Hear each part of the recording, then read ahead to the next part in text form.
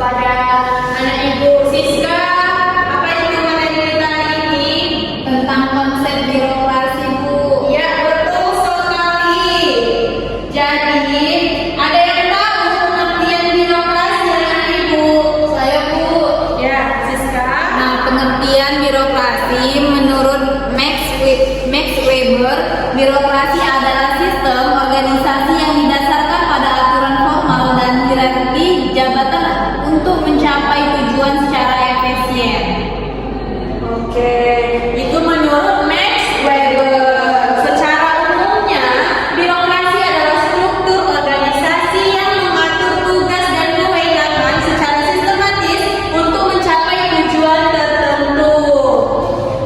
Jadi, birokrasi itu bisa juga disebut sebagai sistem administrasi yang digunakan dalam organisasi untuk memastikan keteraturan dan efisiensi.